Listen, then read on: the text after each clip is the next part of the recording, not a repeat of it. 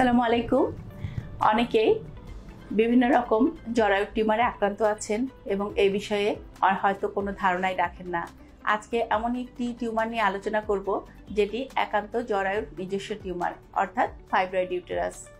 Fibroid হচ্ছে এমন একটি টিউমার যেটা আপনার খুব স্লোলি গ্রোয়িং, অর্থাৎ একটি ছোট টিউমার, ছোট বিন্দু পরিমাণ টিউমার একটা কমলা লেবুর আকার ধারণ করতে 15 থেকে 17 বছর পর্যন্ত টাইম লাগে।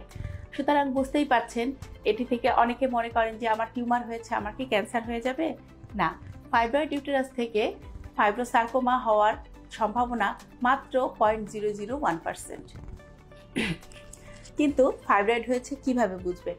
অনেক সময় অনেক মায়েরা বা বোনেরা কমপ্লেন করেন তাদের পিরিয়ডের সময় প্রচুর পরিমাণে রক্ত যায় এবং প্রচুর পরিমাণে ব্যথা করে।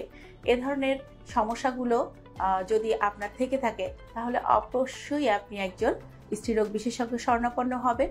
অল্প কিছু পরীক্ষা নিরীক্ষার মাধ্যমেই আপনার জরায়ুটাকে চেক আপ করে কিন্তু দেখা যাবে যে আপনার জরায়ুতে কোনো টিউমার হয়েছে কিনা।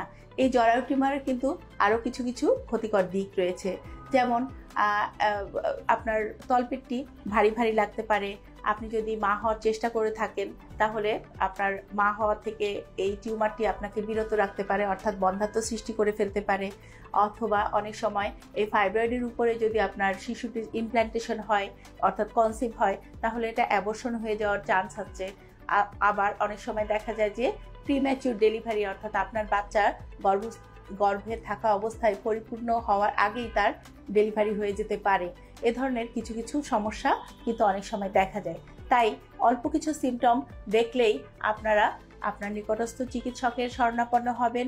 পরীক্ষা নিরীক্ষার মাধ্যমে জানবেন আপনি ফাইব্রয়েড ইউটেরাসে আক্রান্ত কিনা। সবাই ভালো থাকবেন। সবার জন্য রইল শুভকামনা। আল্লাহ হাফেজ।